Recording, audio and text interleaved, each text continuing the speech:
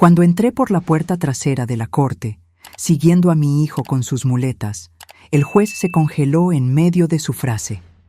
Sus ojos se abrieron de par en par, como si hubiera visto un fantasma. «Dios mío, ¿eres tú? ¿Qué haces aquí?» El silencio se apoderó de la sala mientras mi nuera y su arrogante familia intercambiaban miradas de pánico. Puse mi gastado maletín de cuero sobre la mesa de defensa con un golpe seco. Ese sonido resonó como una declaración de guerra.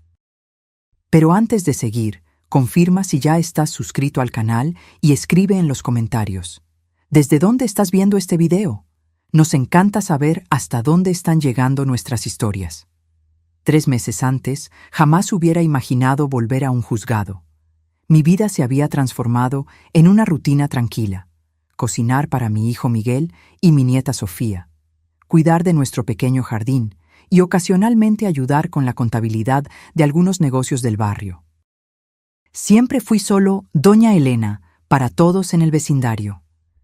La madre dedicada que había criado sola a un hijo ejemplar, que logró construir su propia casa en las afueras de la Ciudad de México después de años de arduo trabajo como ingeniero civil.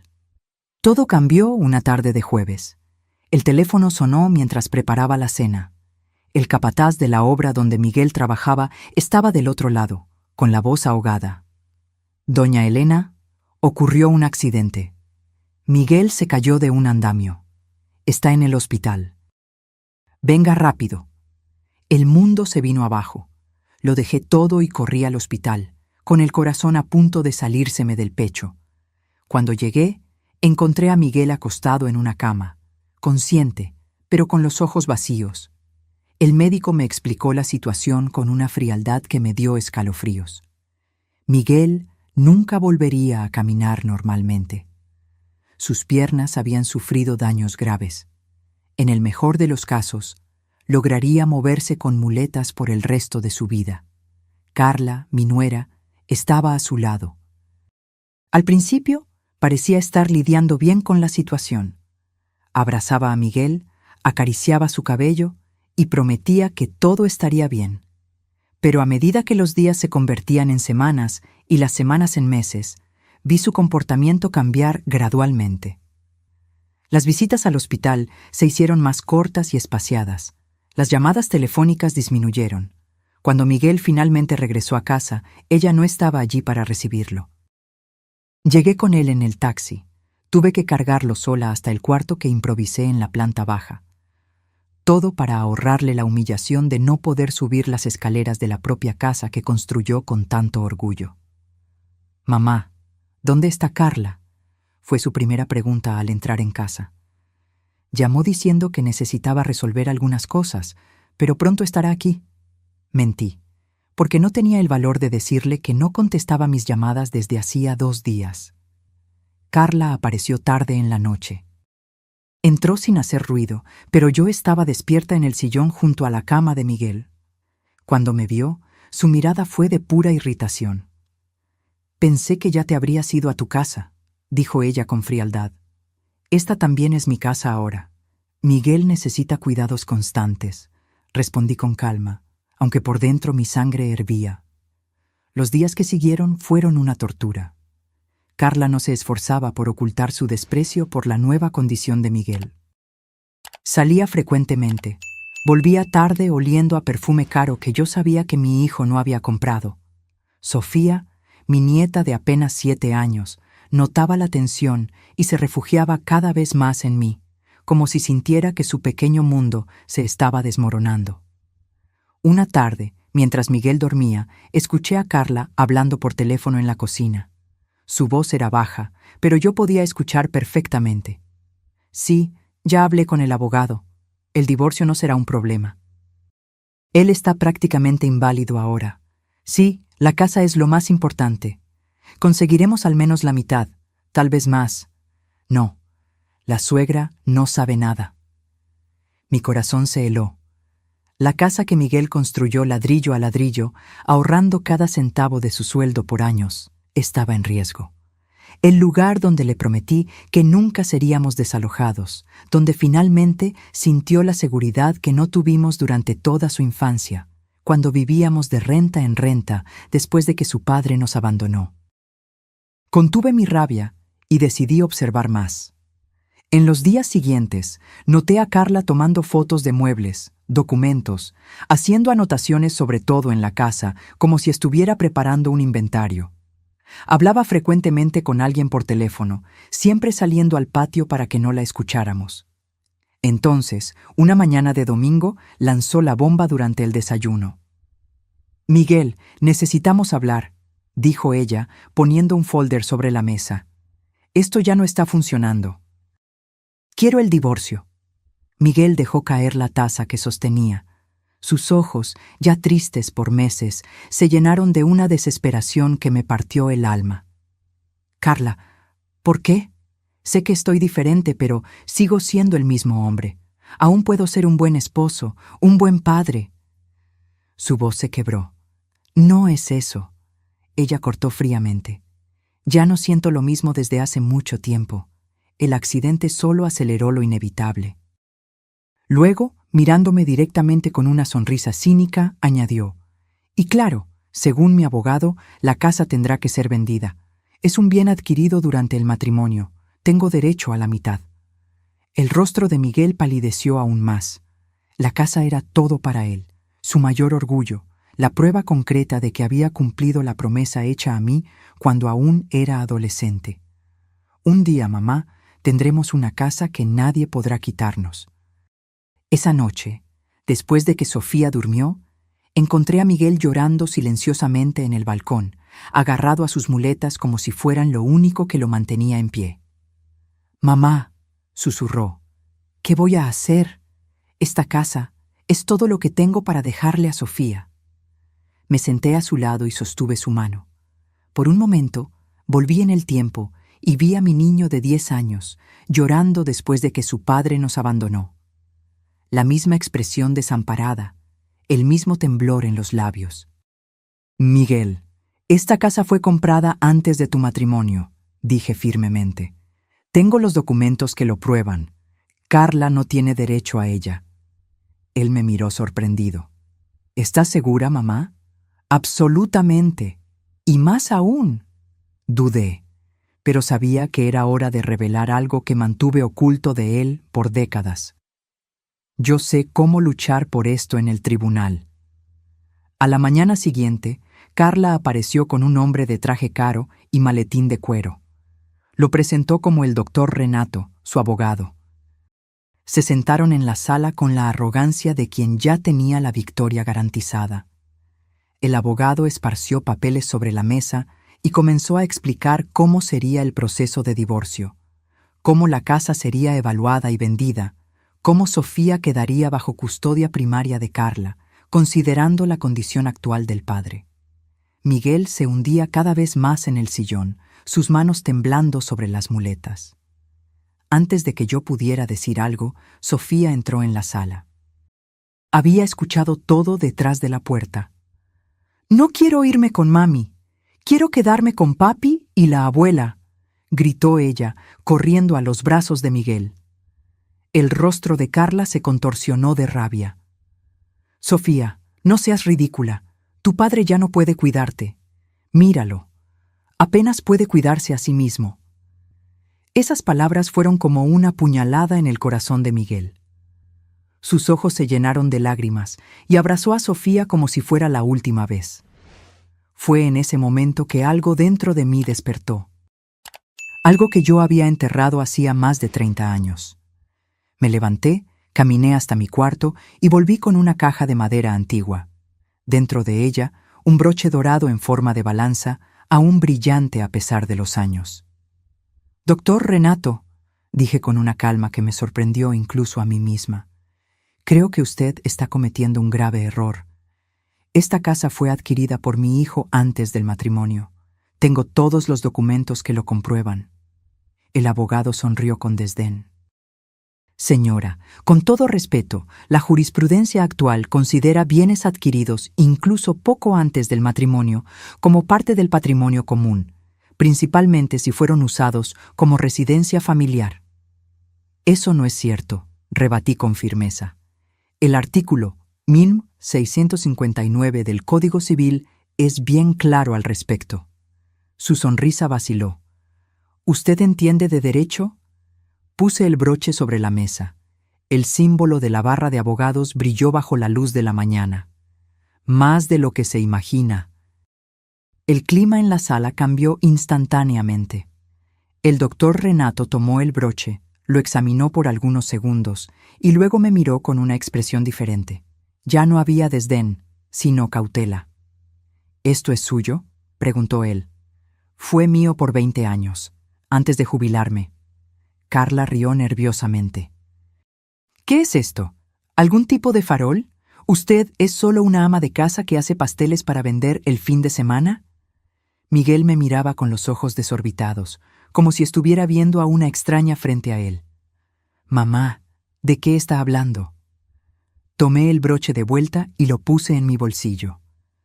Antes de que nacieras, Miguel, yo era abogada, una de las mejores de la Ciudad de México, especializada en derecho familiar. Me llamaban el Águila de la Justicia, porque nunca perdía un caso. El silencio se apoderó de la sala. Por primera vez vi un destello de miedo en los ojos de Carla. «Esto es ridículo», ella intentó desdeñar, pero su voz falló. «Si usted fuera realmente abogada, ¿por qué abandonaría todo para ser una simple ama de casa?» «Porque elegí a mi hijo», respondí simplemente. «Cuando Miguel nació y su padre nos abandonó, decidí que mi carrera ya no sería más importante que criarlo adecuadamente. Pedí licencia de la barra y me dediqué a él a tiempo completo». Miguel estaba atónito. «¿Por qué nunca me lo contaste?» «Nunca hubo necesidad», respondí con una sonrisa triste.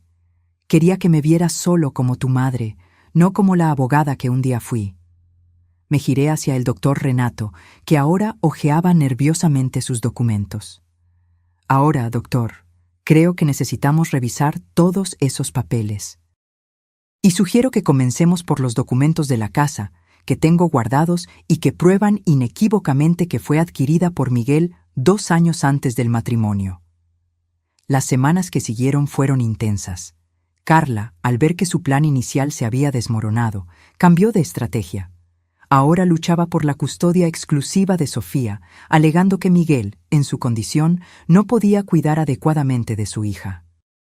Para nuestra sorpresa, consiguió un informe médico cuestionable, afirmando que Miguel sufría de depresión severa que comprometía su capacidad de cuidado parental. El médico que firmó el documento era primo del nuevo novio de Carla, como descubrimos después. Mientras tanto, yo trabajaba incansablemente para preparar nuestra defensa. Desenterré mis viejos libros de derecho, me actualicé sobre las nuevas leyes y jurisprudencias, pasé noches en vela revisando cada detalle del proceso. La sensación de estar nuevamente inmersa en el mundo jurídico era extrañamente reconfortante, como encontrar a un viejo amigo. Miguel me observaba con creciente admiración. Por las noches, mientras revisábamos documentos, él frecuentemente se detenía y simplemente me miraba con una sonrisa en los labios. «¿Qué pasa?», pregunté en una de esas noches. «Estoy tratando de imaginarte en los tribunales, enfrentando a jueces y abogados», respondió él.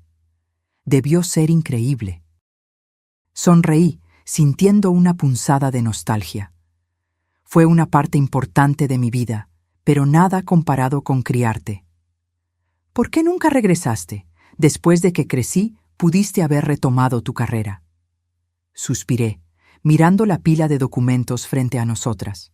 Algunas puertas, cuando se cierran, son muy difíciles de reabrir. No le conté toda la verdad. No mencioné el último caso que defendí, el escándalo que involucró a un juez corrupto, las amenazas que recibí, la decisión de desaparecer de la vida pública para proteger a mi hijo. Algunas heridas son demasiado profundas para ser expuestas, incluso después de tantos años.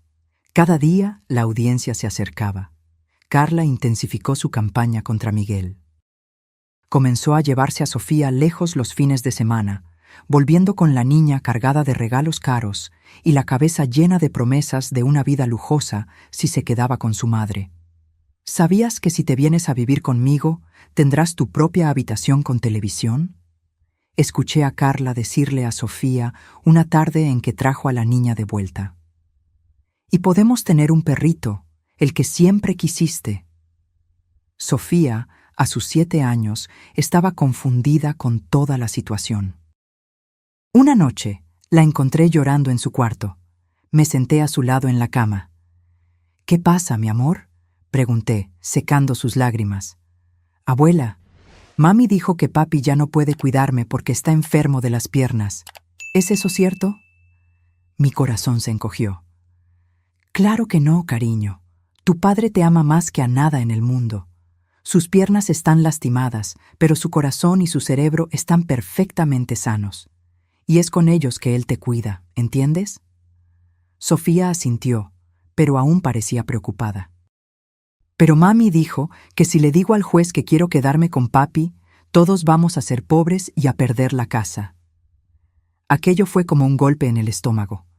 Carla estaba manipulando a su propia hija, preparándola para mentir en el tribunal. Abracé a Sofía con fuerza, luchando contra la rabia que crecía dentro de mí. «Sofía, escucha bien. Solo tienes que decir la verdad, siempre la verdad. Y la verdad es lo que está en tu corazón. Nadie va a quitarnos esta casa, te lo prometo». En la víspera de la audiencia recibí una llamada inesperada. Era Marcia, una antigua secretaria de la oficina donde yo trabajaba. De alguna forma, ella había descubierto que yo volvería a un juzgado después de tantos años. «Elena, no vas a creer quién será el juez de tu caso», dijo ella con la voz llena de emoción. «Alberto Méndez». El nombre cayó como una bomba. Alberto había sido mi colega en la universidad, luego un joven abogado al que frecuentemente enfrenté en casos difíciles. Nuestra rivalidad era legendaria en los círculos legales de la Ciudad de México, y ahora él sería el juez que decidiría el destino de mi hijo y nieta. «¿Aún se acuerda de mí?», pregunté, sorprendida. Marcia se rió del otro lado de la línea. «Elena, nadie olvida al águila de la justicia, especialmente no a alguien que perdió contra ti tantas veces como Alberto». Esa noche no pude dormir. Me quedé en el balcón, observando las estrellas y pensando en cómo el destino da vueltas curiosas. 30 años atrás, yo enfrentaba a Alberto en tribunales abarrotados, luchando por clientes ricos y poderosos. Ahora, enfrentaría nuevamente un tribunal, pero luchando por el bien más preciado que tenía, mi familia. A la mañana siguiente, ayudé a Miguel a vestirse con su mejor traje. A pesar de las circunstancias, estaba elegante, la barba bien rasurada, el cabello peinado. Sofía estaba hermosa en su vestido azul, el cabello recogido con cintas que combinaban. «Estoy nervioso, mamá», confesó Miguel mientras ajustaba las muletas. «Yo también», admití, «pero estaremos bien. Confía en mí». Llegamos al juzgado 1 hora antes de la hora marcada. Mientras subíamos las escaleras lentamente a causa de las muletas de Miguel, divisé a Carla llegando en un auto lujoso que ciertamente no era suyo. A su lado, un hombre alto y elegante que nunca habíamos visto antes. Ella sonrió al vernos, una sonrisa fría y calculadora. «Míralos», la escuché decirle al hombre, lo suficientemente alto para que escucháramos. «Patéticos». Miguel bajó la mirada, herido. Apreté su brazo en apoyo y seguí adelante, con la cabeza erguida, guiando a mi hijo y a mi nieta dentro del tribunal donde se libraría nuestra batalla. Cuando entramos en la sala de audiencias, ya había algunas personas esperando. Carla y su abogado ya estaban allí, así como el hombre elegante que ahora descubrí ser Gustavo, su nuevo novio. Nos sentamos en el lado opuesto, yo entre Miguel y Sofía, sosteniendo las manos de los dos. Y entonces, a las 10 en punto, la puerta lateral se abrió y el juez entró. Alberto Méndez estaba más viejo, el cabello gris en las sienes, algunas arrugas marcando su rostro, pero aún tenía el mismo porte altivo que yo recordaba. Se sentó, ajustó sus anteojos y comenzó a hojear los documentos del caso. Cuando levantó los ojos para examinar a las partes presentes, su mirada pasó por Carla, por su abogado, y finalmente se posó en nosotras. Fue entonces que me vio. Sus ojos se abrieron de par en par. Dejó caer la pluma que sostenía. Por un momento pensé que iba a tener un ataque. «Dios mío», murmuró, tan bajo que casi no lo escuché. «¿Eres tú, Helena? ¿Qué estás haciendo aquí?» El silencio se apoderó de la sala. Todas las miradas se volvieron hacia mí, incluso la de Miguel, que parecía tan sorprendido como los demás por la reacción del juez. Me levanté con calma, me arreglé el blazer y respondí con una voz firme que no usaba desde hacía décadas. «Estoy aquí para defender a mi hijo, señor juez». El tribunal entero parecía haberse congelado. El juez Alberto Méndez me miraba como si estuviera viendo un fantasma. Por un momento, todos los años que pasaron desde que abandoné la abogacía desaparecieron, y éramos nuevamente los jóvenes abogados que cruzaban espadas en batallas jurídicas épicas. «Solicito un receso de 10 minutos», anunció Alberto, golpeando el martillo antes de que alguien pudiera protestar. Se levantó rápidamente y salió por una puerta lateral aún visiblemente afectado. El murmullo se apoderó de la sala inmediatamente. Vi a Carla inclinarse hacia el doctor. Renato susurrando frenéticamente. El abogado parecía preocupado, consultando su tableta con urgencia. Miguel se giró hacia mí. «Mamá, ¿qué acaba de pasar? ¿Conoces al juez?» «Fuimos colegas hace mucho tiempo», respondí, tratando de sonar tranquila, aunque mi corazón estaba acelerado. «Competíamos mucho en el tribunal. Y por lo visto lo impresionabas», comentó Miguel, con una pequeña sonrisa formándose en sus labios por primera vez en días. Sofía tiró de mi manga. «Abuela, ¿por qué el juez se sorprendió tanto al verte?» Me agaché para quedar a su altura, porque, cariño, a veces las personas se sorprenden cuando ven a alguien del pasado. Antes de que Sofía pudiera hacer más preguntas, la puerta lateral se abrió nuevamente y Alberto regresó. Su rostro estaba más compuesto, pero sus ojos aún revelaban asombro cuando se posaban sobre mí. Se sentó, carraspeó y retomó la audiencia. Continuando. «Proceso de divorcio y custodia entre Carla Almeida y Miguel Santos», anunció, su voz ahora firme. «Veo que el demandado está siendo representado por...» Dudó por un momento. «Helena Santos». El doctor Renato se levantó inmediatamente.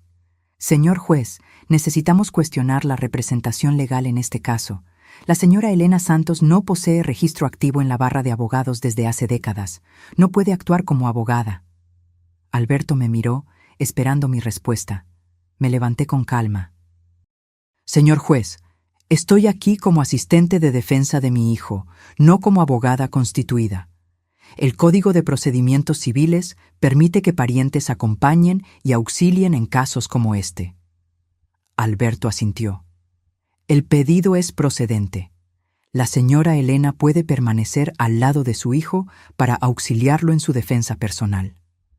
El doctor Renato parecía frustrado, pero se sentó de nuevo. Carla me lanzó una mirada de puro odio.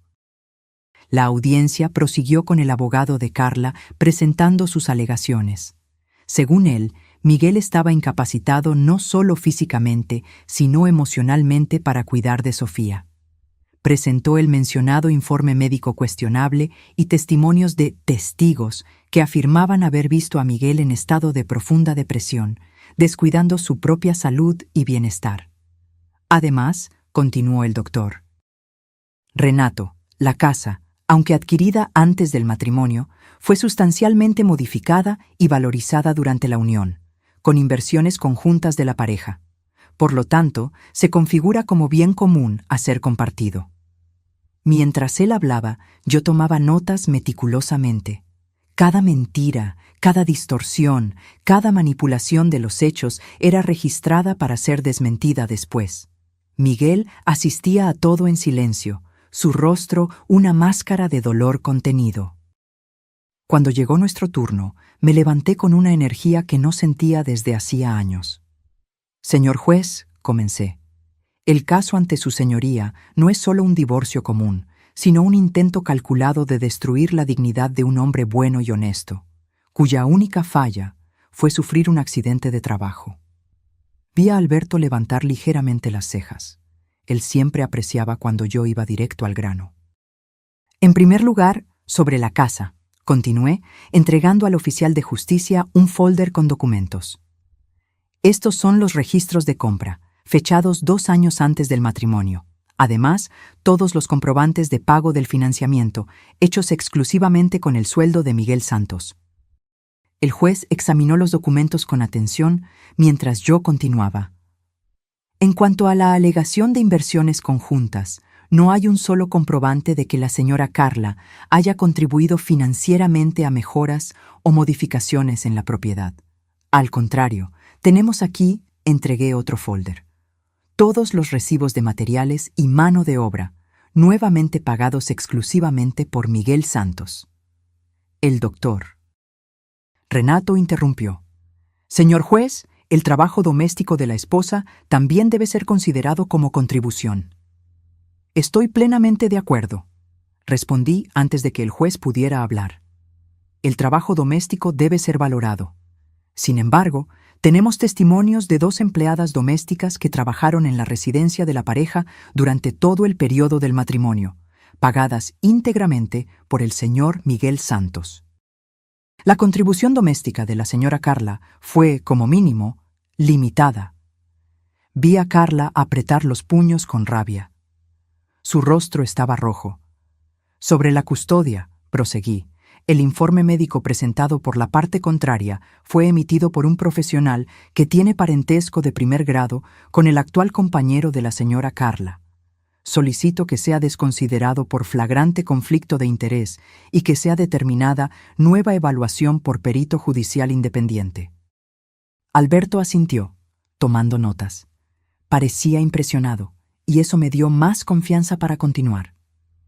Además, la defensa quisiera solicitar la audiencia de la menor Sofía Santos, que está presente hoy, para que ella pueda expresar su opinión sobre con quién desea residir conforme prevé el estatuto del menor. El doctor Renato se levantó nuevamente, agitado. Señor juez, la niña tiene solo 7 años. No tiene discernimiento para tomar tal decisión y ciertamente fue influenciada por la abuela. Alberto reflexionó por un momento. El pedido es procedente. Escucharé a la menor en mi despacho, sin la presencia de los padres o abogados. Carla palideció. Sabía que su plan de manipular a Sofía para que mintiera en el tribunal se había desmoronado. Con Alberto hablando directamente con Sofía, sin su influencia, la verdad saldría a la luz. Alberto llamó a Sofía a su despacho. La niña me miró, asustada. «Adelante, cariño», le susurré. «Recuerda lo que hablamos. Solo di la verdad». Sofía asintió solemnemente y siguió al juez fuera de la sala. Los 15 minutos que siguieron fueron los más largos de mi vida.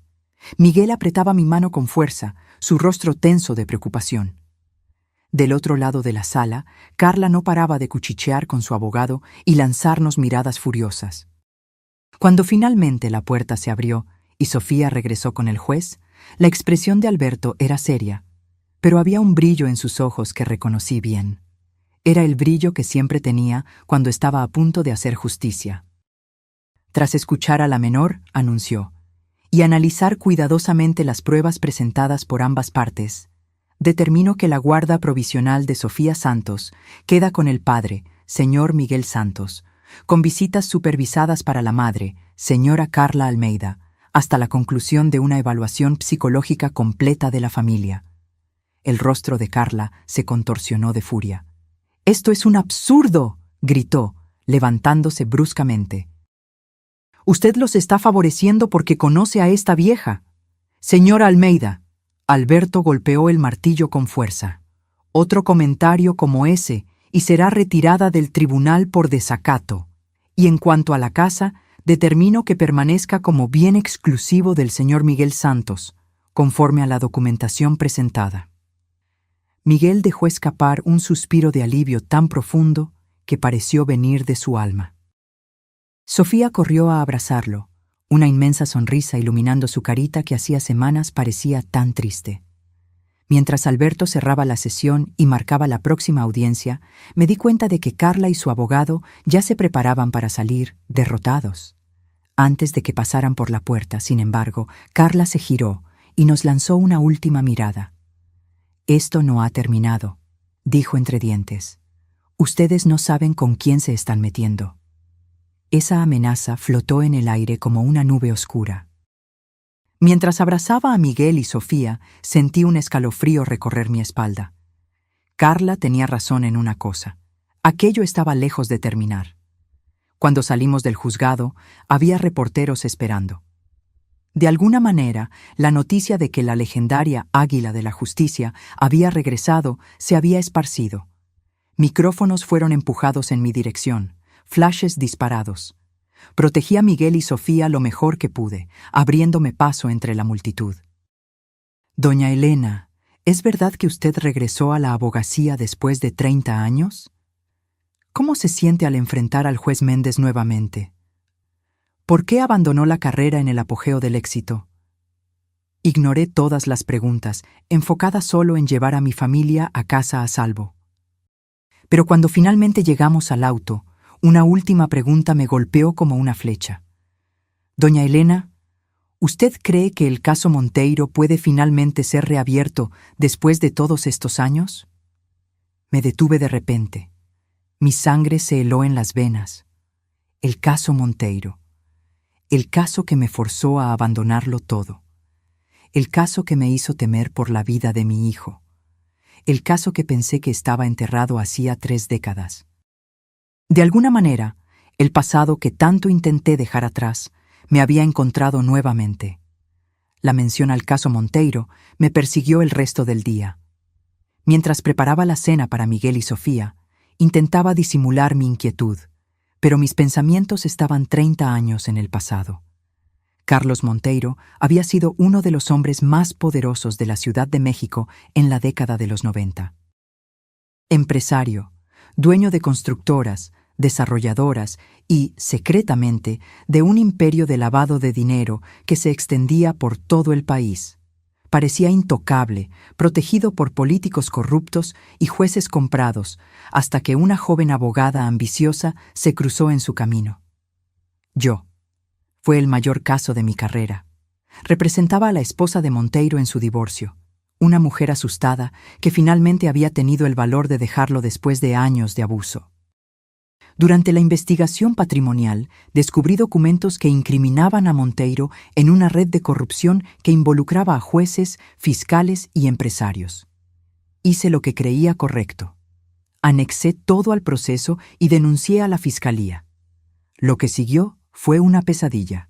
Monteiro usó todo su poder para destruirme. Sobornó al juez del caso, quien desconsideró todas las pruebas. Fui acusada de falsificación de documentos, difamación, y casi pierdo mi licencia para ejercer. Pero lo peor fueron las amenazas, notas anónimas describiendo la rutina de Miguel, entonces con solo 5 años, en la escuela. Fotografías nuestras tomadas sin nuestro conocimiento. Un mensaje claro: retrocede o sufre las consecuencias. Una noche, al llegar a casa, encontré la puerta forzada y, en el cuarto de Miguel, un oso de peluche con la cabeza decapitada. Fue cuando decidí que ningún caso valía la vida de mi hijo. Renuncié al proceso, pedí licencia de la barra de abogados y desaparecimos. Cambiamos de barrio, cambié mi apellido de vuelta al de soltera y me convertí solo en Doña Elena, la madre dedicada que hacía pasteles para complementar los ingresos. Monteiro murió hace 10 años. Pero su influencia y su red de corrupción ciertamente sobrevivieron a él. Y ahora, por algún motivo, ese fantasma había resurgido. «Mamá, ¿estás bien?» La voz de Miguel me trajo de vuelta al presente. Él me observaba desde la puerta de la cocina, apoyado en sus muletas. «Sí, hijo, solo estoy cansada». Forcé una sonrisa. Fue increíble hoy, ¿sabes? Miguel se acercó, sus ojos brillando de admiración. Cuando el juez te vio, parecía que estaba viendo una leyenda viva. Sonreí, esta vez genuinamente. Alberto y yo tuvimos muchas batallas en el pasado. Él era brillante, pero muchas veces estaba del lado equivocado de la justicia. Y ahora él es juez. Miguel negó con la cabeza, incrédulo. El mundo da muchas vueltas. Sí, las da. Suspiré, pensando en cómo esas vueltas a veces nos llevan de vuelta a lugares que preferiríamos evitar. Después de la cena, cuando Sofía ya estaba durmiendo, fui a mi cuarto y abrí la caja donde guardaba los pocos recuerdos de mi vida anterior. En el fondo, escondido bajo papeles amarillentos, estaba una memoria USB que no tocaba desde hacía décadas. La única copia de las pruebas contra Monteiro y su red que yo había mantenido, por seguridad. Conecté la memoria a mi portátil antiguo y, para mi sorpresa, los archivos aún estaban allí. Fotos, documentos, grabaciones, pruebas de una corrupción sistémica que nunca salió a la luz. Nombres de jueces, políticos, empresarios, muchos aún activos, algunos en posiciones aún más poderosas hoy. Mi teléfono sonó, haciéndome saltar. Número desconocido. Contesté con hesitación. Elena. La voz del otro lado era grave, masculina, vagamente familiar. No digas mi nombre, estás en peligro. ¿Quién es?, susurré, aunque estaba casi segura. Un viejo amigo, alguien que estaba de tu lado en el caso Monteiro. La voz dudó. Necesitamos hablar, pero no por teléfono. Mañana, mediodía, Alameda Central, cerca de la estatua principal. La llamada fue terminada antes de que yo pudiera responder. Mi corazón latía tan fuerte que parecía querer salirse del pecho. Ricardo Novaes, el fiscal que me había apoyado en el caso Monteiro, antes de también ser amenazado y transferido a un pueblito en el interior. Él también había abandonado la lucha, como yo. Pero, ¿por qué buscarme ahora? Pasé la noche en vela, pensando. A la mañana siguiente, cuando Miguel despertó, le dije una mentira, que necesitaba ir al centro a resolver asuntos relacionados con el proceso. Él se ofreció a ir conmigo, pero insistí en que se quedara con Sofía. ¿Está pasando algo, mamá?, preguntó él, preocupado. Estás extraña desde ayer. Nada de qué preocuparse, mentí nuevamente, odiándome por eso. Solo nerviosa con el avance del proceso. Llegué a la Alameda Central 20 minutos antes de lo acordado. El lugar estaba abarrotado, como siempre. Elegí una banca con buena vista de la estatua principal y esperé, observando cuidadosamente a cada persona que pasaba. Puntualmente al mediodía, un hombre de cabello gris y traje sencillo se sentó a mi lado. Tardé algunos segundos en reconocer a Ricardo Novaes. Había envejecido mucho, el rostro marcado por arrugas profundas, los hombros encorvados. Elena, murmuró, sin mirar directamente hacia mí. No tenemos mucho tiempo. ¿Por qué me buscaste, Ricardo? ¿Qué está pasando? Él suspiró profundamente. Te vi en las noticias ayer. El águila de la justicia regresa, están diciendo. Y no fui el único que te vio. Un escalofrío recorrió mi espalda. ¿Quién más? Gustavo Mendonça. El nombre cayó como una bomba. Gustavo había sido el brazo derecho de Monteiro, su abogado, el hombre que orquestó toda la operación para destruirme 30 años atrás. Un hombre cruel, calculador, al que no le importaban los medios con tal de alcanzar sus fines. ¿Aún está activo?, pregunté, sintiendo la boca seca. Ricardo asintió gravemente. Más que nunca. Después de que Monteiro murió, él tomó el control de todo. La red de corrupción, los negocios ilegales, todo, y ahora es prácticamente intocable. Algo hizo clic en mi mente. Alto, elegante, alrededor de los 60 años, Ricardo me miró sorprendido. ¿Lo viste? Ayer en el juzgado, con mi nuera. Su rostro palideció. Dios mío, Elena, no es coincidencia. Debe estar usando a tu nuera para llegar hasta ti. Las piezas comenzaron a encajar. El cambio repentino de Carla, el divorcio, el intento de tomar la casa de Miguel, no era solo codicia o crueldad, era una operación cuidadosamente orquestada por Gustavo Mendonça. ¿Pero por qué? ¿Por qué ahora, después de tantos años? Ricardo, esto no tiene sentido. ¿Por qué le importaría a Gustavo lo que yo haga ahora? El caso Monteiro está muerto y enterrado hace décadas. Ricardo se inclinó más cerca. No lo está. Hace 2 meses, el Departamento de Justicia de los Estados Unidos comenzó una investigación sobre lavado de dinero internacional. Están siguiendo el mismo rastro que tú encontraste 30 años atrás, solo que ahora a una escala mucho mayor. Mi corazón dio un salto, y las pruebas que yo tenía serían suficientes para derribar no solo a Gustavo, sino a la mitad del poder judicial de la capital y a varios políticos poderosos. Ricardo miró nerviosamente a su alrededor. Gustavo debe haber descubierto que guardaste copias, y ahora que reapareciste públicamente, él quiere asegurarse de que no voy a entregarlas. Completé, sintiendo un nudo en el estómago. Exactamente. Está usando a tu nuera para atacarte, Elena. Probablemente la encontró por casualidad, pero cuando descubrió quién era ella, la transformó en un arma contra mí y mi hijo. Mi voz se quebró. ¿Y ahora? ¿Aún tienes las pruebas? Asentí lentamente. Entonces, tienes 2 opciones, dijo Ricardo, su rostro una máscara de seriedad. Entregar todo al FBI, que está coordinando la investigación con la Policía Federal, o destruirlo todo y esperar que Gustavo crea que ya no eres una amenaza. ¿Y si entrego las pruebas? Tú y tu familia necesitarán protección. Los testigos contra personas como Gustavo tienen un historial pobre de supervivencia. Nos quedamos en silencio por unos momentos. La plaza continuaba su ritmo normal a nuestro alrededor. Personas apuradas, vendedores ambulantes, niños corriendo. Un mundo ajeno al drama que se desarrollaba en nuestra pequeña banca. Necesito pensar, dije finalmente, y necesito proteger a Miguel y Sofía. Ricardo asintió, levantándose.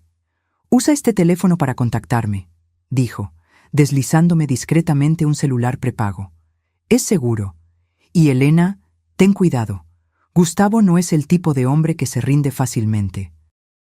Observé a Ricardo alejarse entre la multitud, sintiendo el peso del mundo sobre mis hombros. 30 años atrás, había elegido la seguridad de Miguel en detrimento de la justicia. Ahora, estaba nuevamente ante el mismo dilema, solo que esta vez, la amenaza ya estaba dentro de nuestra casa, en la forma de Carla y su nuevo novio. Cuando regresé a casa, encontré a Miguel en el balcón, jugando a las cartas con Sofía. Al verme, su rostro se iluminó. «¿Cómo te fue en el centro, mamá?», preguntó. «Productivo», respondí vagamente. «Miguel, necesitamos hablar, sobre Carla». Él suspiró, la sonrisa desapareciendo. «¿Descubriste algo nuevo?» «Sofía, cariño», me dirigí a mi nieta. «¿Puedes ir por ese pastel de chocolate a la cocina para nosotros?» La niña asintió alegremente y corrió adentro. Cuando estuvo lo suficientemente lejos, me senté al lado de Miguel. «Hijo, ¿llegaste a conocer al nuevo novio de Carla? ¿Gustavo?» Miguel frunció el ceño. «Solo de vista». «¿Por qué? ¿Sabes a qué se dedica? ¿De dónde lo conoce?» Carla dijo que es empresario, dueño de constructoras o algo así. Lo conoció en una fiesta de trabajo, creo. Miguel me miraba confuso. «Mamá, ¿qué está pasando?» Hesité. Contarle toda la verdad a Miguel significaría involucrarlo en un peligro que no pedía ni merecía. Pero mantenerlo en la oscuridad podría ser aún más peligroso. «Miguel, ¿recuerdas que te conté que abandoné la abogacía para dedicarme a ti?» Él asintió. No fue toda la verdad. Abandoné porque estábamos siendo amenazados a causa de un caso que yo estaba investigando. Un caso de corrupción que involucraba a personas muy poderosas. Los ojos de Miguel se abrieron de par en par. ¿Y qué tiene eso que ver con Carla? El hombre con quien ella está ahora, Gustavo Mendonça, era parte de ese esquema de corrupción.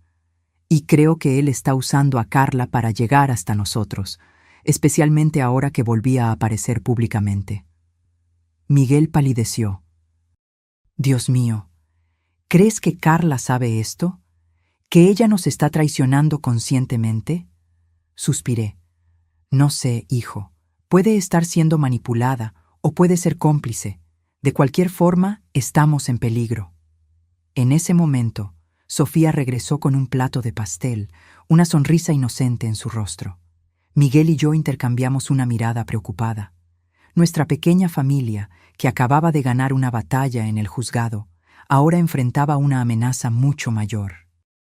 Y yo sabía que, esta vez, no podía simplemente huir y empezar de nuevo.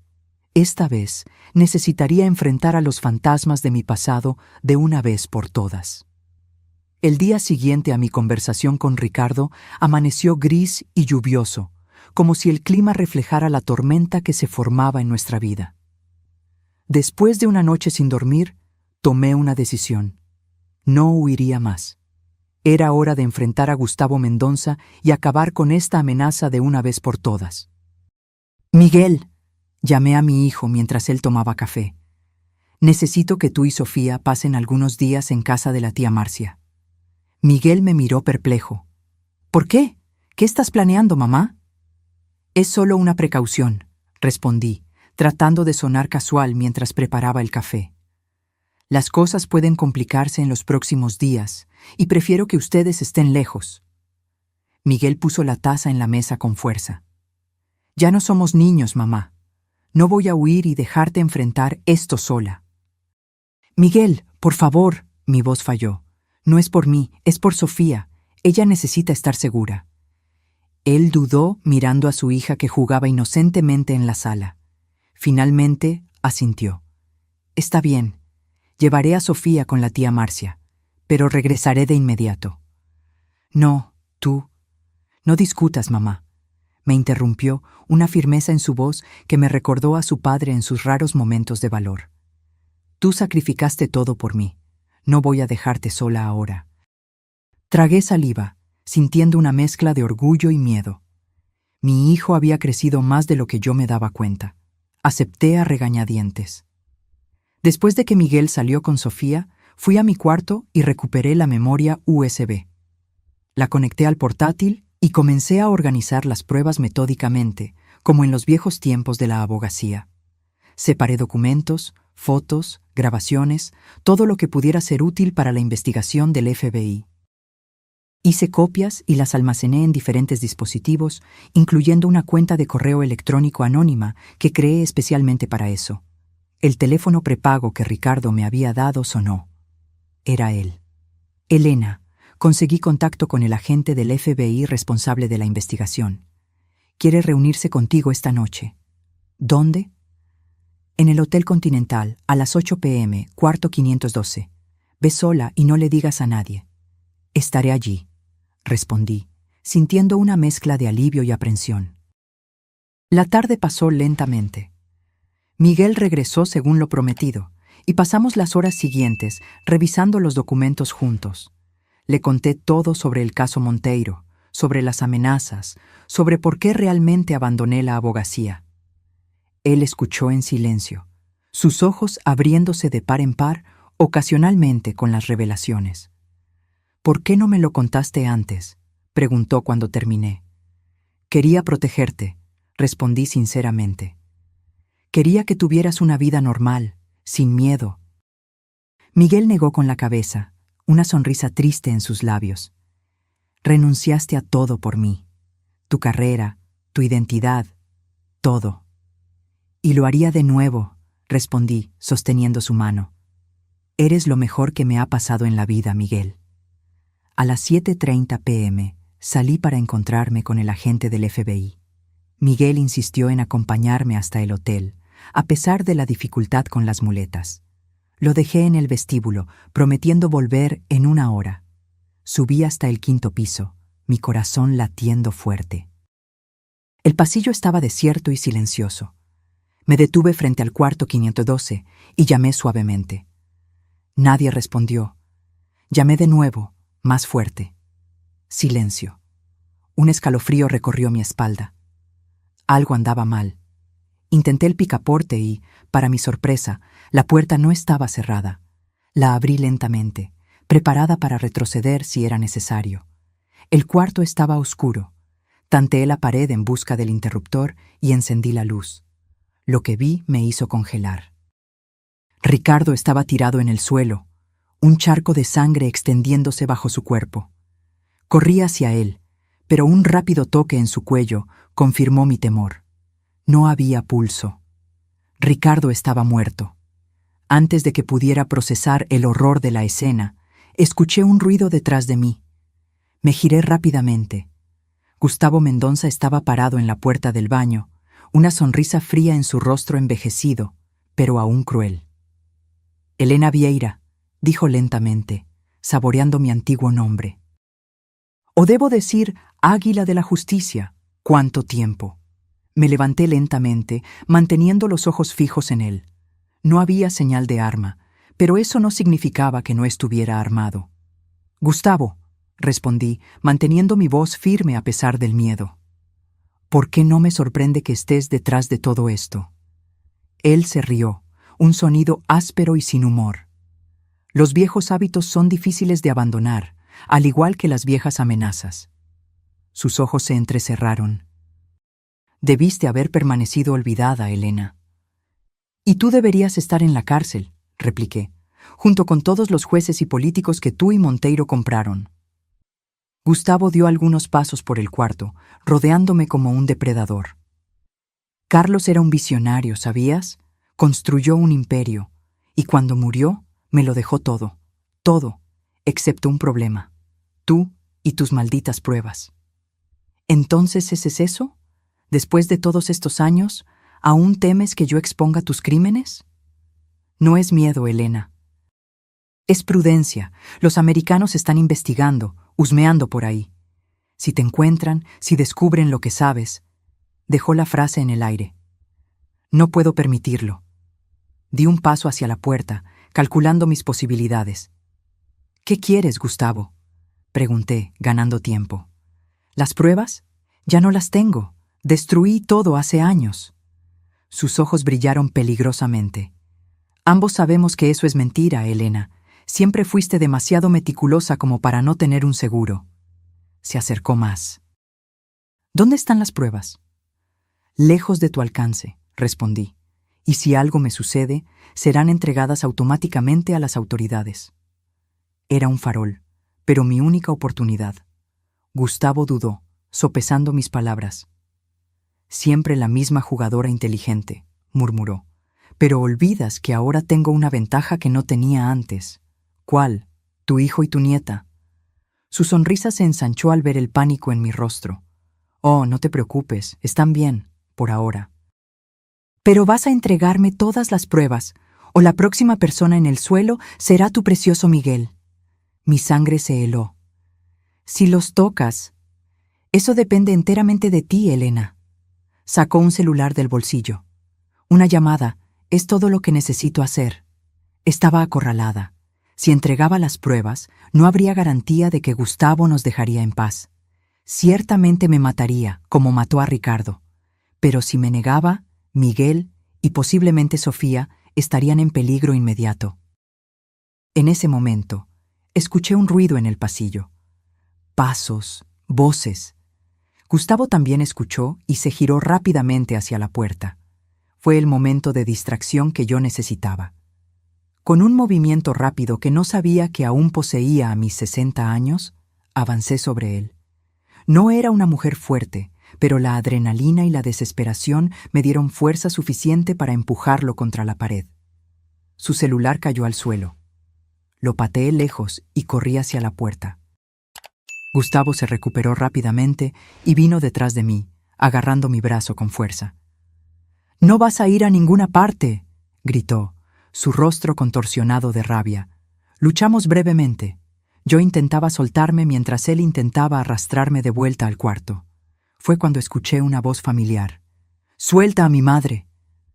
Miguel estaba en el pasillo, apoyado en sus muletas, el rostro pálido pero determinado.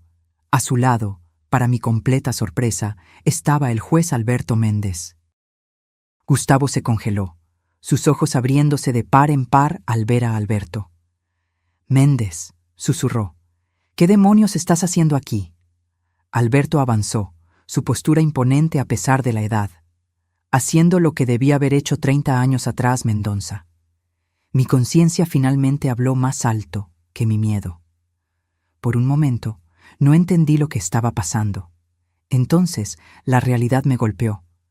Alberto había sido uno de los jueces comprados por Monteiro y Gustavo. Era por eso que había archivado mi caso contra Monteiro tantos años atrás. «Tú...» comencé, pero no pude terminar la frase. Alberto me miró con vergüenza en los ojos. «Cuando te vi en el juzgado ayer, Elena, supe que era mi oportunidad de redención. Tu hijo me buscó hoy, preocupado. Me contó sobre tu reunión sospechosa. Vine de inmediato». Gustavo se rió amargamente. «¿Entonces vas a volverte contra mí ahora, Alberto? ¿Después de todos estos años aceptando mi dinero? Hipócrita». «Es tarde para mí», respondió Alberto con calma, «pero no para hacer lo correcto». Sacó su celular del bolsillo. «La policía está en camino, Gustavo. Se acabó». Gustavo miró a su alrededor, como un animal acorralado. Entonces, en un movimiento desesperado, me empujó con fuerza y corrió en dirección a las escaleras de emergencia. Alberto intentó interceptarlo, pero Gustavo fue más rápido y desapareció por la puerta de las escaleras. Miguel se acercó rápidamente, apoyándose en sus muletas, y me abrazó. «Mamá, ¿estás bien? Me preocupé cuando tardaste. El juez Méndez apareció en el hotel preguntando por ti y...» «Estoy bien», respondí, aún temblando. «Pero Ricardo...» Señalé el cuarto, donde el cuerpo de mi antiguo amigo yacía. Alberto fue hasta allí y regresó con el rostro grave.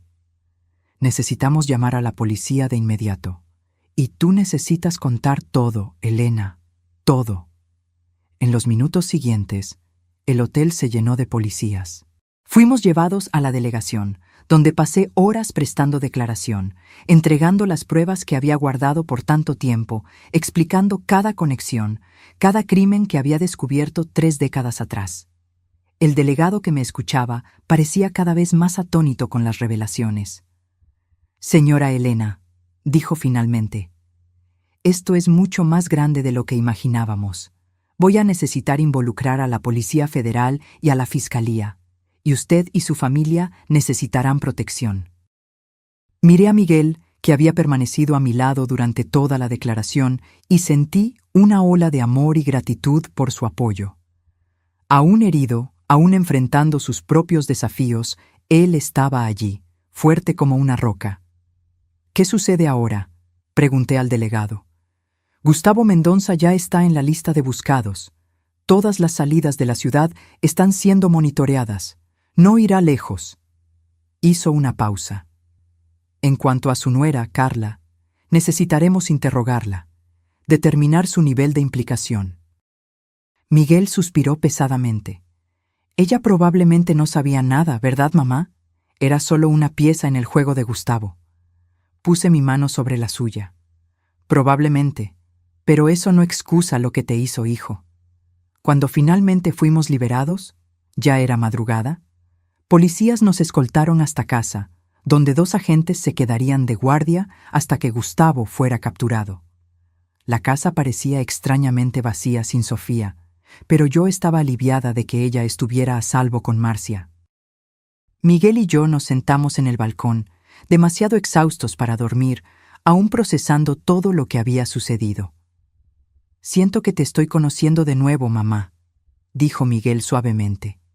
«Toda esta historia, tú enfrentando a poderosos, siendo amenazada, renunciando a todo por mí, es surreal». Sonreí cansada. Nunca me arrepentí, ¿sabes?, de elegirte a ti en lugar de la carrera, en lugar de la justicia. Siempre fuiste mi prioridad. Él sostuvo mi mano. «¿Y ahora? Cuando todo esto termine...» Miré al cielo, donde las primeras luces de la mañana comenzaban a aparecer. «No sé. Tal vez, por primera vez en 30 años, pueda finalmente ser quien realmente soy. Elena Vieira, el águila de la justicia. Y Elena Santos, tu madre.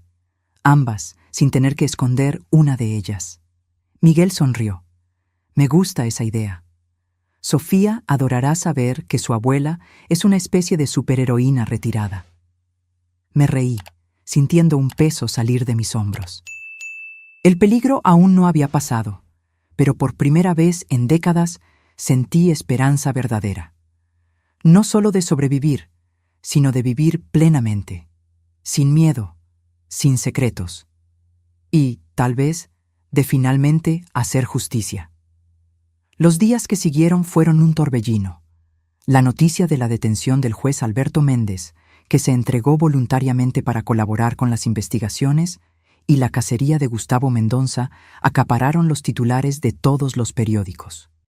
Mi nombre, que había sido olvidado por 3 décadas, resurgió con fuerza total. Águila de la Justicia regresa y desmantela esquema de corrupción que sobrevivió por 30 años. Reporteros rodeaban nuestra casa día y noche, mantenidos a distancia por los policías que nos daban seguridad. Miguel, Sofía y yo vivíamos prácticamente aislados, saliendo solo para declaraciones o cuando era absolutamente necesario. Al 4.º día después de los eventos en el hotel, recibimos la noticia. Gustavo Mendonça había sido capturado intentando huir a Paraguay.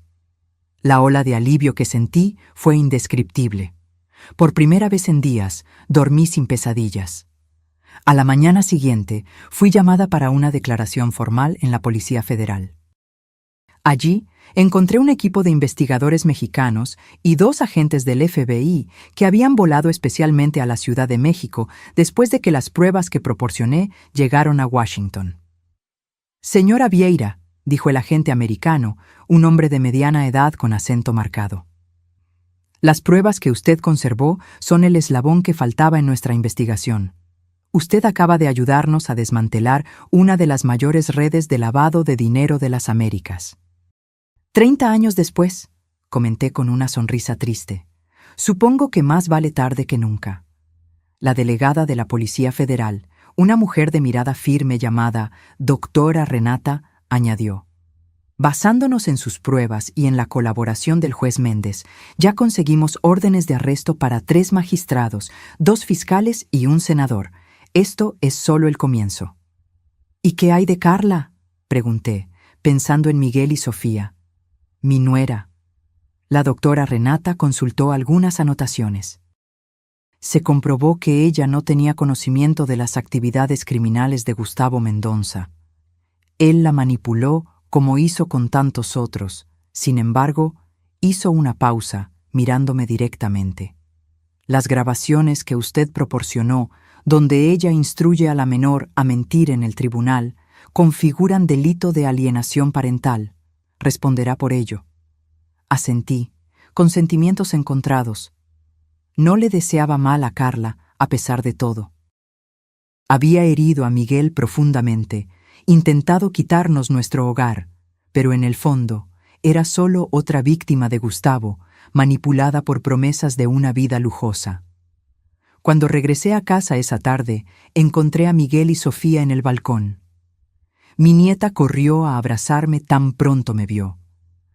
«Abuela, papi dijo que eres una heroína, que atrapaste a hombres malos». Me reí, abrazándola con fuerza. No soy exactamente una heroína, cariño. Solo hice lo que tenía que hacerse. Miguel sonrió, apoyado en sus muletas. Para nosotros lo eres. Siempre lo has sido. Esa noche, mientras Sofía dormía, Miguel y yo conversamos largamente sobre el futuro. Las investigaciones continuarían por meses, tal vez años. Nuestras vidas nunca volverían a ser las mismas. Estoy pensando en volver a la abogacía, le confesé, casi avergonzada por admitir ese deseo a mis 60 años. Reactivar mi licencia. Miguel asintió, sin sorpresa. Sabía que dirías eso. Vi cómo tus ojos brillaban en el tribunal, mamá. Era como si hubieras reencontrado una parte perdida de ti misma. Es una locura, ¿verdad? A mi edad, empezar de nuevo. Él sostuvo mi mano. Nunca es tarde para ser quien realmente eres, mamá. Tú me enseñaste eso. 3 meses después, recibí la noticia que cambiaría una vez más el curso de mi vida. La Fiscalía, reconociendo mi papel crucial en el desmantelamiento del esquema de corrupción, me invitó a integrar una fuerza de tarea especial como consultora. No era exactamente volver a la abogacía, pero era un reconocimiento del águila de la justicia que pensé haber enterrado décadas atrás. Acepté de inmediato. Mi primer día en la nueva función coincidió con la audiencia final del divorcio de Miguel y Carla. La guarda de Sofía había sido definitivamente concedida a Miguel, con derecho a visitas supervisadas para Carla después de que ella cumpliera servicio comunitario por el intento de alienación parental. Cuando entré en el tribunal esa mañana, ya no era la madre desesperada tratando de proteger a su hijo. Era Elena Vieira, el águila de la justicia, con la cabeza erguida, sin miedo a mostrar quién realmente era. El caso fue rápido. La nueva juez, una mujer joven y seria, confirmó la sentencia anterior. La casa permanecería íntegramente con Miguel, y él tendría la guarda de Sofía. Carla, sentada al otro lado de la sala, parecía una sombra de la mujer arrogante que había sido meses antes. Nuestras miradas se cruzaron brevemente, y vi arrepentimiento en sus ojos. Cuando salimos del juzgado, una mujer joven se me acercó tímidamente. Parecía tener poco más de 20 años.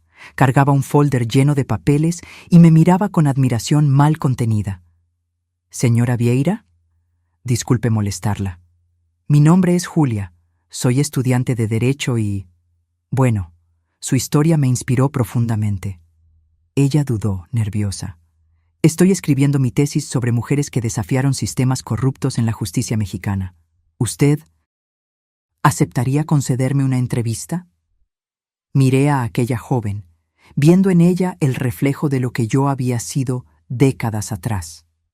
Llena de ideales, determinada a hacer la diferencia. La Elena Vieira que nunca realmente murió, solo esperó pacientemente por su momento de renacer. Sería un honor, respondí sonriendo. A la semana siguiente, recibí otra llamada inesperada.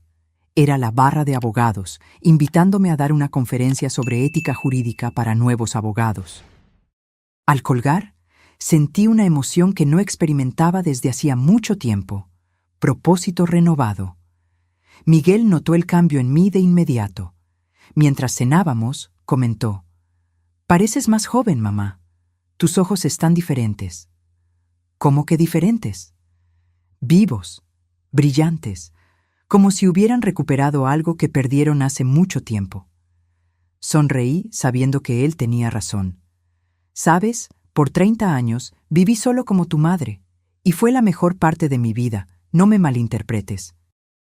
Pero había una parte de mí que estaba dormida, esperando». «El águila de la justicia», completó él.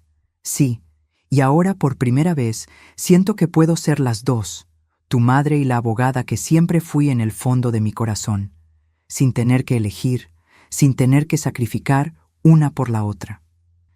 Miguel asintió, pensativo. «Creo que entiendo. Es como me siento con el accidente». Miró sus piernas, a las muletas apoyadas en la silla a un lado. Al principio, pensé que había perdido todo. Mi movilidad, mi independencia, mi matrimonio. Pero ahora veo que gané mucho también. Una nueva perspectiva, una nueva fuerza. «Y Sofía», añadí, mirando a mi nieta que jugaba en la sala. «La tienes por completo ahora». «Exactamente. A veces necesitamos perder algo para encontrar algo aún más valioso». Un mes después de la audiencia final, estacioné mi auto frente a un edificio que no visitaba desde hacía 3 décadas, la sede de la barra de abogados. Venía a regularizar mi situación, a reactivar oficialmente mi licencia para ejercer. La joven asistente me miró con curiosidad cuando mencioné mi nombre. «¿Elena Vieira? ¿El águila de la justicia?» Sonreí, sin más vergüenza al escuchar ese apodo. «Sí, soy yo». «Es un honor conocerla, señora. Mi madre siempre hablaba de usted. Ella también es abogada. Mientras llenaba los formularios necesarios, reflexioné sobre cómo la vida da vueltas.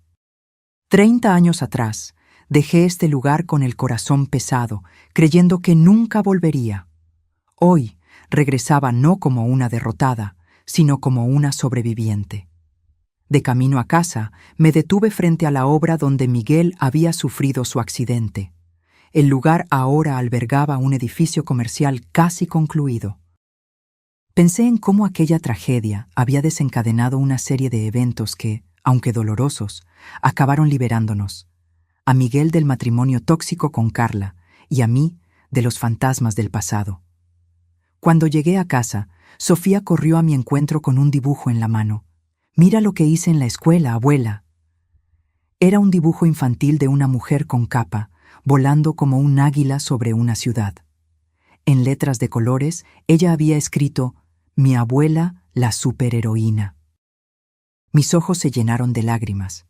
Abracé a Sofía con fuerza, sintiendo una profunda gratitud por el camino que la vida había trazado para mí. Un camino lleno de desafíos y renuncias, pero también de amor, valor y, finalmente, redención. Esa noche, sentada en el balcón con Miguel, observando las estrellas, pensé en todos los acontecimientos de los últimos meses.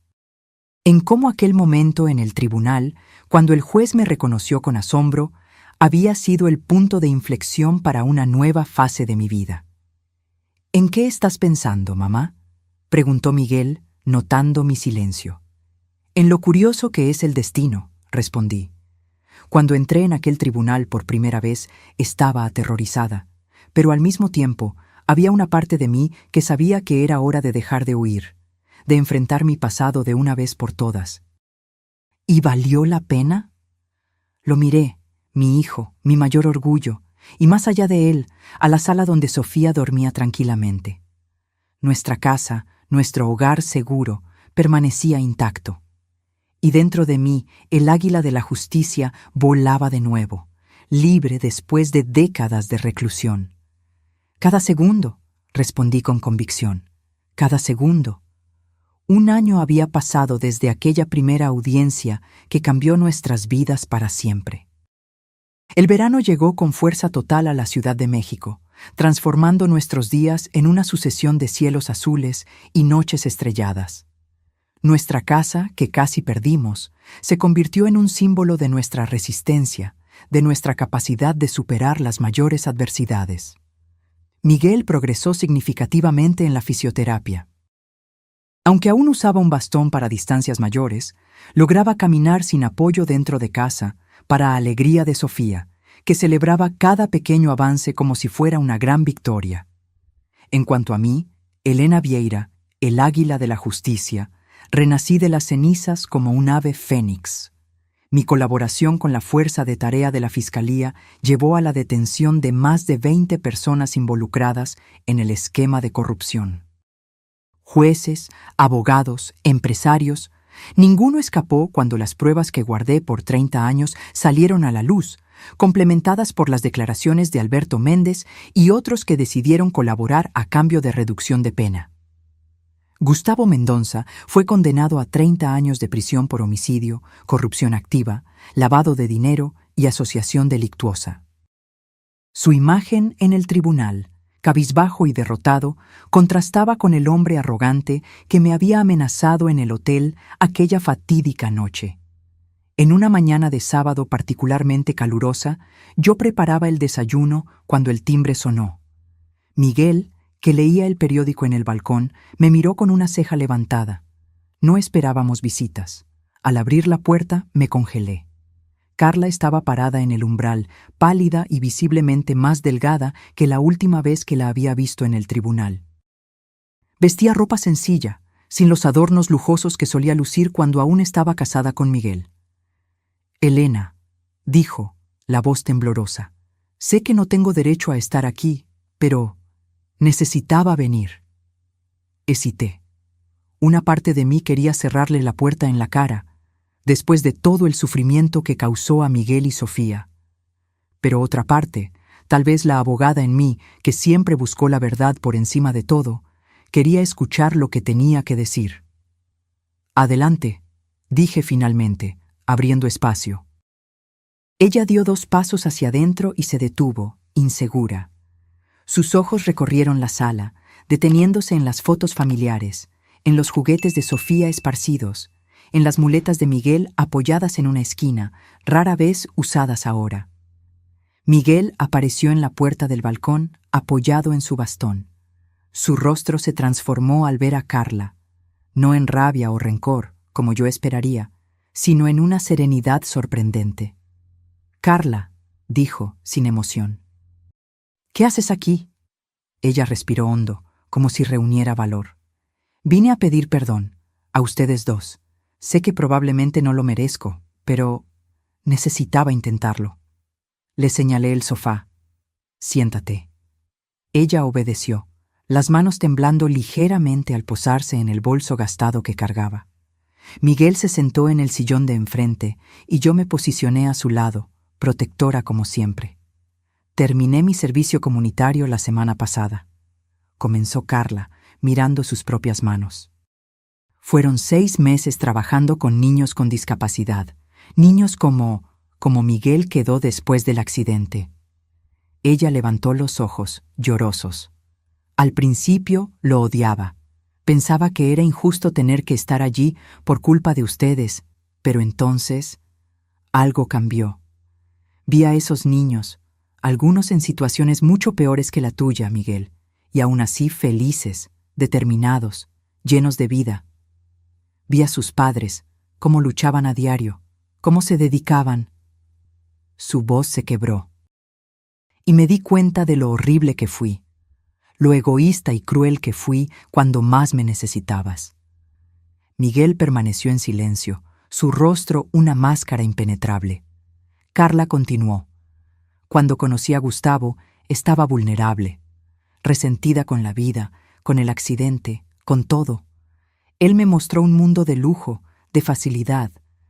Dijo que yo merecía más, que no necesitaba seguir atada a un hombre roto. Hizo una pausa, secándose una lágrima. Fueron sus palabras, no mías, pero yo le creí. Dejé que me transformara en una persona que ya no reconozco. «¿Por qué nos estás contando esto ahora?», pregunté directamente, manteniendo mi voz neutra. Carla abrió el bolso y sacó un sobre. «Porque quiero que sepan la verdad, toda la verdad. Encontré esto entre las cosas que Gustavo dejó en el apartamento donde estábamos viviendo». Extendió el sobre hacia Miguel, que lo tomó con cautela. Dentro había fotos. Miguel antes del accidente, Sofía en la escuela, yo saliendo del mercado. Éramos claramente observados, seguidos. Había también una lista detallada con nuestros horarios, rutinas, lugares frecuentados. «Dios mío», murmuré, sintiendo un escalofrío recorrer mi espalda. Nos vigilaba desde hacía mucho tiempo. «Desde antes del accidente», confirmó Carla, su voz ahogada. Él planeó todo, Elena. El accidente de Miguel no fue un accidente». Miguel palideció, dejando caer las fotos al suelo. «¿Qué?». Carla se cubrió el rostro con las manos, sollozando abiertamente ahora. Gustavo conocía al capataz de la obra. Pagó para que el andamio fuera saboteado. Quería a Miguel incapacitado, vulnerable, para que yo pudiera ser fácilmente manipulada a dejarlo y, eventualmente, luchar por la casa. Un silencio pesado se apoderó de la sala. La revelación era tan monstruosa, tan calculada en su crueldad, que por un momento ninguno de nosotros pudo reaccionar. «¿Por qué?», preguntó Miguel finalmente, su voz poco más que un susurro. «¿Por qué nuestra casa era tan importante para él?». Carla se secó las lágrimas. No era la casa en sí, era la ubicación. La constructora de Gustavo estaba comprando todas las propiedades de la manzana para un gran proyecto. Su casa era la única que faltaba. Intentó comprarla legítimamente antes, pero ustedes nunca quisieron vender. Entonces decidió destruirnos, concluí, sintiendo una rabia fría crecer dentro de mí.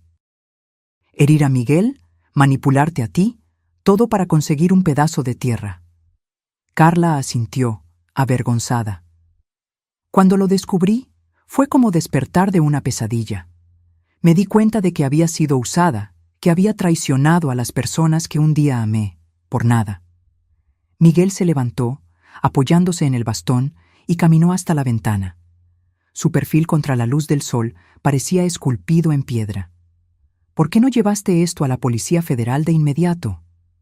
Tuve miedo, admitió Carla. Miedo de lo que Gustavo podría hacerme, a ustedes, a Sofía, incluso desde la prisión. Tiene conexiones en todas partes. Hizo una pausa. Pero después del servicio comunitario, después de ver lo que hice, ya no podía vivir con este secreto.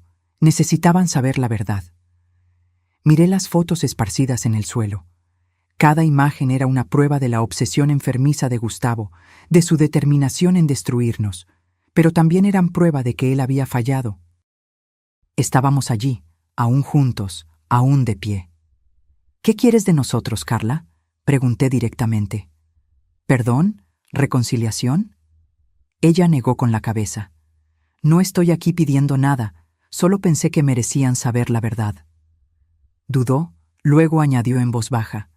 Y quería que Sofía supiera que, a pesar de todo, la amo, que nunca dejé de amarla, incluso cuando hice todo mal.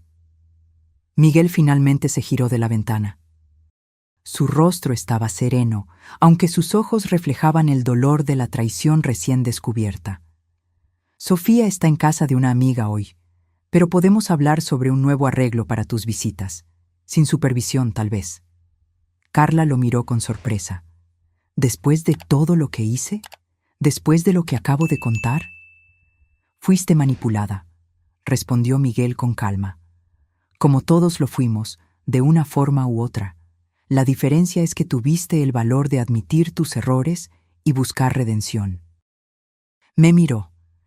Mi madre me enseñó que nunca es tarde para empezar de nuevo, para ser quienes realmente somos. Reconocí mis propias palabras, dichas a él meses atrás. La sabiduría circular de la vida, pasando de madre a hijo y volviendo. Carla nos dejó 1 hora después, con la promesa de llevar formalmente sus descubrimientos a la Policía Federal. Miguel y yo nos quedamos en el balcón, procesando todo lo que habíamos aprendido. ¿Cómo te sientes?, pregunté, observando su perfil contra el sol de la tarde. Extraño, respondió él honestamente. Saber que mi accidente fue planeado, que alguien deliberadamente quiso herirme de esa manera, es difícil de procesar. Puse mi mano sobre la suya. Lo siento mucho, Miguel. Él negó con la cabeza. No lo sientas. Como le dije a Carla, todos fuimos manipulados. Pero míranos ahora. Sonrió, una sonrisa genuina que iluminó sus ojos. Estoy caminando de nuevo. Tengo a Sofía conmigo. Tú recuperaste tu identidad, tu pasión. De cierta forma, Gustavo nos hizo más fuertes. Reflexioné sobre sus palabras. Era verdad. Las pruebas de los últimos meses habían forjado una nueva versión de nosotros mismos, más fuerte, más auténtica. La verdad, por dolorosa que fuera, nos había liberado. Esa noche, mientras Sofía dormía después de un día agotador jugando en casa de su amiga, tomé mi portátil y comencé a escribir. Las palabras fluían fácilmente, décadas de historias no contadas finalmente encontrando expresión.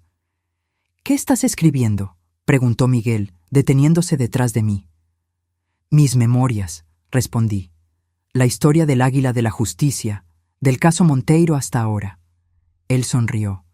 ¿Vas a contarlo todo, incluso las partes difíciles? Especialmente las partes difíciles, confirmé. La verdad completa, finalmente. 2 semanas después, recibimos otra visita inesperada. La doctora.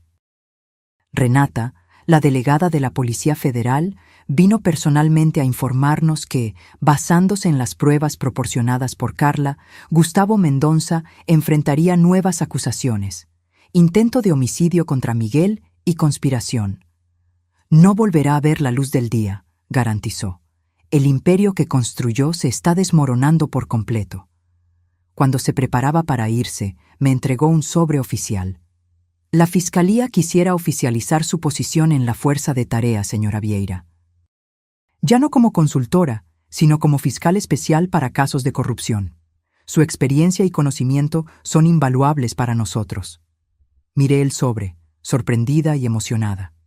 Era más de lo que jamás esperaría a mis 60 años. Una oportunidad no solo de retomar mi carrera, sino de elevarla a un nivel que ni en mis días más ambiciosos de juventud había imaginado. Es un honor, respondí, aceptando el sobre. Haré lo mejor que pueda. Cuando la doctora Renata salió, Miguel me abrazó con fuerza. Estoy tan orgulloso de ti, mamá. Y yo de ti, hijo, de todo lo que superaste, de cómo enfrentaste cada desafío. Esa noche, sentados en el balcón bajo un cielo estrellado, reflexioné sobre el increíble viaje que habíamos recorrido, de la desesperación a la esperanza, de la derrota a la victoria.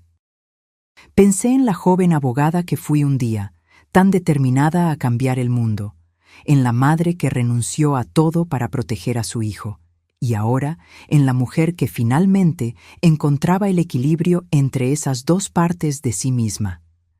¿Sabes qué es lo gracioso?, le dije a Miguel, contemplando las estrellas. Por años pensé que había perdido al águila de la justicia para siempre, que esa parte de mí había muerto cuando elegí ser solo tu madre. ¿Y no fue así? No. Solo se durmió, esperando el momento justo para despertar. Y cuando aquel juez me vio entrar en el tribunal, cuando sus ojos se abrieron de par en par en reconocimiento, fue como si el tiempo hubiera vuelto, como si yo nunca me hubiera ido realmente. Miguel sonrió. Creo que, en el fondo, siempre supe que había más en ti que solo doña Elena. La manera en que enfrentabas los problemas, cómo nunca aceptabas injusticias, cómo siempre sabías exactamente qué decir en situaciones difíciles. Tal vez no necesitemos elegir quiénes somos, reflexioné. Tal vez podamos ser muchas personas a la vez. Madre, abogada, amiga, guerrera. Heroína, completó Miguel con una sonrisa cariñosa. No olvides, heroína. Me reí, emocionada. ¿Sofía te contagió esa idea? En realidad fue al revés. Yo siempre supe que eras una heroína, mucho antes que ella. Abracé a mi hijo con fuerza, sintiendo una inmensa gratitud por la vida que teníamos ahora. Nuestra casa permanecía intacta, nuestra familia más fuerte que nunca. Las cicatrices, tanto las visibles en las piernas de Miguel como las invisibles en nuestras almas, no habían desaparecido, pero ya no dolían como antes. Se habían transformado en marcas de honor, testigos de nuestra resistencia. Y yo, Elena Vieira, el águila de la justicia, finalmente volaba de nuevo, libre y sin miedo, exactamente como debía ser. Ahora, si te gustó esta historia, haz clic en suscribirte y dime en los comentarios, ¿qué parte te dejó con la boca abierta? Y no olvides hacerte miembro para tener acceso a videos exclusivos que no subo aquí. Te espero allí.